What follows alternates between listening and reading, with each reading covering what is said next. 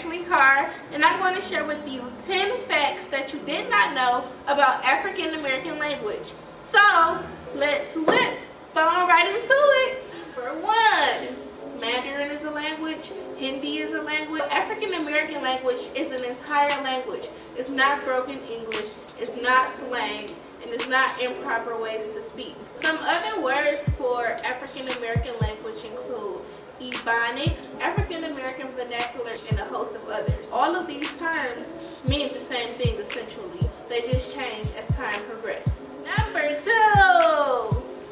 During slavery, this is when linguistic dislocation had begun. Slave masters had separated slaves based on their language, making it more difficult for them to communicate and in attempts to minimize revolt. This started in West Africa prior to crossing the Atlantic, and no original language ever survived 100% intact. Slaves had to develop their own means of communication, and African American language was born out of that. African American English is structurally similar to West African languages. Number 3. African American language is broken down into 3 parts. So, some verbal markers include the call self verb. He called himself doing my hair, he messed it all up. It would include the get over verb. Students try to get over on that teacher so hard. We also have the be verb. They be sitting over there all the time. Been verb, but you have to stress out been. I've been told you that she was cheating on him. Then verb.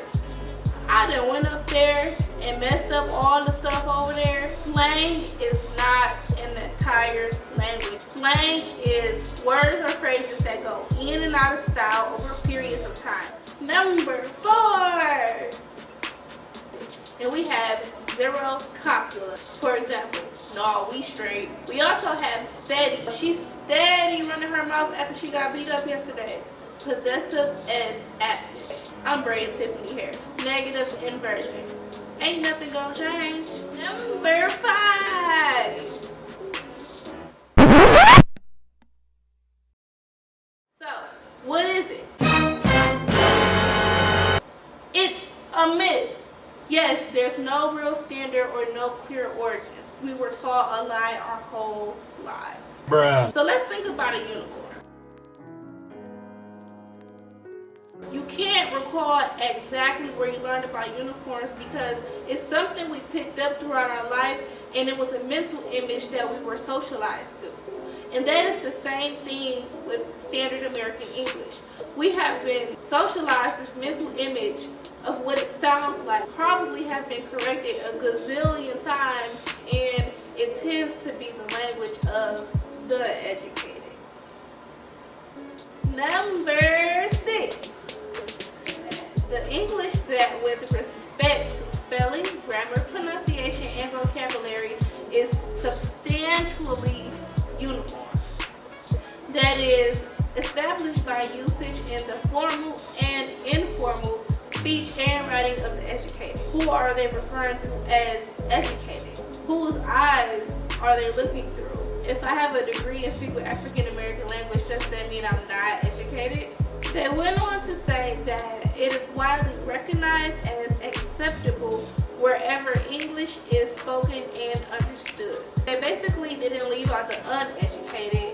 They were basically saying, if I told you this is right because I'm educated and you're not, and this is how I speak, so this is how you should speak. Power dynamics is rooted into standard American English. Tip number 7. The pronunciation editor of Merriam-Webster went on to tell us that he gets his pronunciations from this is problematic.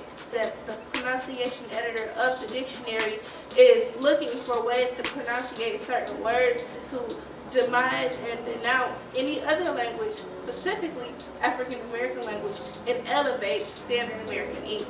Number 8. So the editor himself even went on to say, in truth though, there can be no objective standard for correct pronunciation. He said himself that there is no standard. Colonized English is a myth. Number 9. So at the end of the day, to all my African American language speakers, you have have to embrace your language. If somebody tried to correct you, you need to hit them with the facts because you now know 9 of them.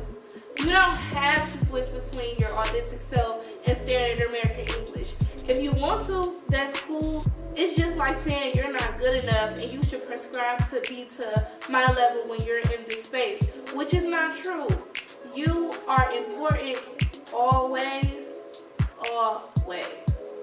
Your language is a part of your culture, so it is best to realize that it is embedded in who you are and not to deter from it when you're around certain types of people.